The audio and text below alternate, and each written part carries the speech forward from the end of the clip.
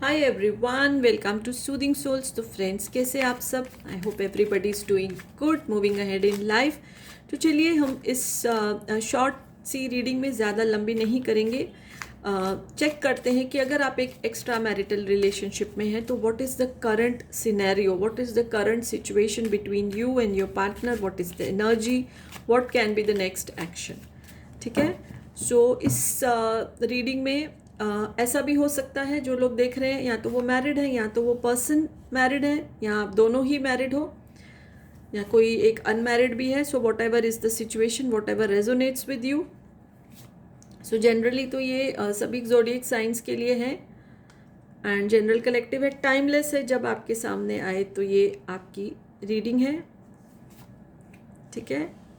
Okay, मैं अभी 5 cards निकालती हूँ, फिर इंट्यूटिवली जो मुझे लगेगा तो मैं दूसरे कार्ड्स निकालूंगी। तो दो तो जो है हमारे मेजर अरकाना के कार्ड आए हैं। वाटर साइन जो है, हालांकि ये एक जनरल रीडिंग है for all zodiac science, but still water sign जो मुझे आ रहा है कैंसर, पाइसिस, स्कॉर्पियो। और दूसरा मुझे जेमिनाई की एनर्जी बहुत ज़्यादा आ रही है, जो कि या तो आपकी या आपके पार्टनर की हो सकती है। बाकी तो मेजर अरकाना के कार्ड हैं। सो द थिंग इज़ कि जो आपके एक्स्ट्रा मैरिटल में जो मुझे एनर्जी आ रही है, आपके पार्टनर जो है बहुत ही कंट्रोलिंग नेचर के हैं। ठीक है। उनको हर सिचुएशन को कंट्रोल करना है, उनको हर उस इंसान को कंट्रोल करना है जो उनकी लाइफ में है। ये अगर वो मैरिड है तो अपने स्पाउस को भी वो बहुत ही कंट्रोल करते होंगे। अब उसके अलावा अगर आपके साथ रिलेशनशिप में आए हैं, आप चाहे मैरिड हो या नहीं हो, आपको भी वो बहुत कंट्रोल करने की कोशिश करते हैं। यानी आई मी माई सेल्फ जो मैंने बोला, तो वही चीज़ होनी चाहिए। मतलब कॉम्प्रोमाइज़ करने की एनर्जी नहीं है। और अगर उनकी बात नहीं मानी जाए तो उस बहुत गुस्सा भी जो है वो हो जाते हैं, बहुत नाराज़ भी हो जाते हैं। आपकी जो मुझे एनर्जी आ रही, चाहे आप मैरिड हो या नहीं हो और आप एक रिलेशनशिप में हो, आपकी बहुत ही शांत एनर्जी है। तो बहुत ही ऑपोजिट जो है वो एनर्जी आ रही है आप दोनों की। आप अब तक उनकी बातें मानते जा रहे हो, इसलिए है आपका रिलेशनशिप ये चल रहा है।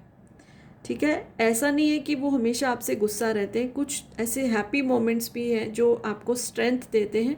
बट ओवरऑल जो नेचर आ रहा है ना उनका, कि बहुत ही कंट्रोलिंग है। और आपका नेचर जो आ रहा है वो बहुत ही साइलेंट, जैसे इंसान होता है ना, वैसी एनर्जी है।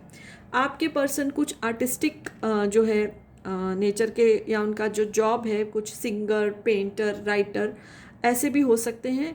और इसकी वजह से जो है वो अपनी जो उनके अंदर से जो उनका टैलेंट है ना, उस पर वो बहुत भरोसा करते हैं। और उनको ऐसा लगता है कि आपकी उनकी ज़िंदगी में आने के बाद जो है उनका टैलेंट बहुत निखर गया है, तो थोड़ा सा आपके लिए वो कॉम्प्रोमाइज़ कर सकते हैं। बट अपने अगर वो मैरिड है ना तो अपने स्पाउस, और अगर वो मैरिड नहीं है तो अपनी फैमिली मेम्बर्स के लिए बिल्कुल भी कॉम्प्रोमाइज़ नहीं करते, हमेशा अपनी मर्जी चलाते हैं। ये उनके मन में ये बात बैठ गई है, या उन्होंने ऐसा देखा है, महसूस किया है कि आपके आने से उनके टैलेंट में इन्हांसमेंट हुई है, उनके फाइनेंशियल अबंडेंस में भी इन्हांसमेंट हुई है। तो आपको मतलब नेचर तो उनकी ऐसी है, देखो हमारी नेचर है ना, उससे हम जो है परे नहीं जा सकते हैं। बट कहीं ना कहीं आपके लिए कॉम्प्रोमाइज़ करते हैं, और आप जो शांत हो, इसीलिए जो है आपका रिलेशनशिप अभी तक चल रहा है स्मूथली। ठीक है। अब आने वाले समय में कुछ एक मेजर चेंज आने वाला है, और मुझे ऐसा लग रहा है कि आप जो है अपनी पावर्स को अपने हाथ में ले रहे हो। ठीक है। बिकॉज उनका कंट्रोलिंग नेचर आपको कहीं ना कहीं स्ट्रेस दे रहा है। सो देखिए, अगेन ये कार्ड आ गया, तो इसके बाद मैं और कार्ड नहीं लूँगी। इनका कंट्रोलिंग नेचर आपको स्ट्रेस दे रहा है, तो आप अपनी पावर्स को अपने हाथ में लेने वाले हो। बहुत सारे जो मेरे व्यूअर्स देख रहे हैं वो भी शायद कुछ क्रिएटिव फील्ड से ही ताल्लुक़ रखते हैं।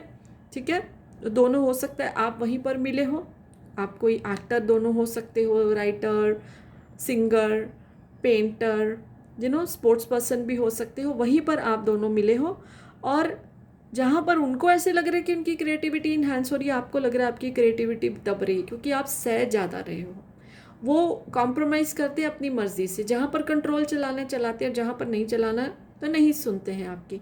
सो now you are going to take your powers back. अब आपने ये फैसला कर लिया है कि आप ना उतना नहीं सुनोगे, जहाँ तक रिलेशनशिप को मेंटेन करना है बस उतना ही बात मानोगे।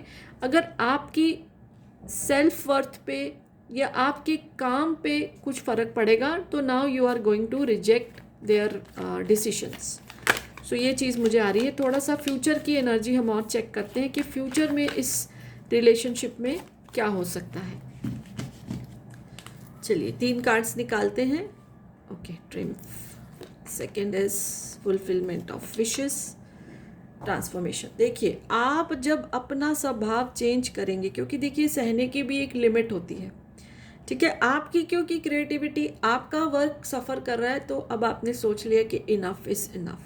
सो now you will want and you will put forward this wish. आप अपनी ये विश उनके सामने रखोगे कि ऐसे नहीं चलेगा। एंड लकीली ये पर्सन आपको, जैसे मैंने बोला, बहुत मानते हैं। उनको कहीं ना कहीं ऐसा लगता है, उन्होंने ये साइंस देखे हैं कि आपके उनकी ज़िंदगी में आने के बाद बहुत उनके साथ अच्छा हुआ है, पॉजिटिव हुआ है, तरक्की हुई है फाइनेंशियली, वर्क वाइज, तो वो आपकी विश ज़रूर मानेंगे।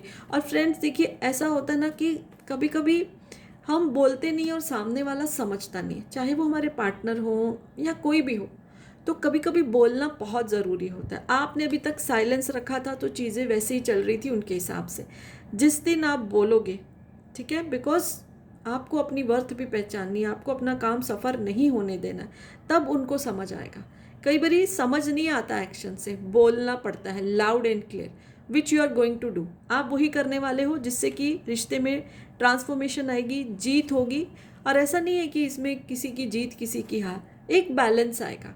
क्योंकि ऐसा नहीं हो सकता है कि कोई भी रिलेशनशिप हो कि एक ही चले और दूसरा सिर्फ मानता रहे।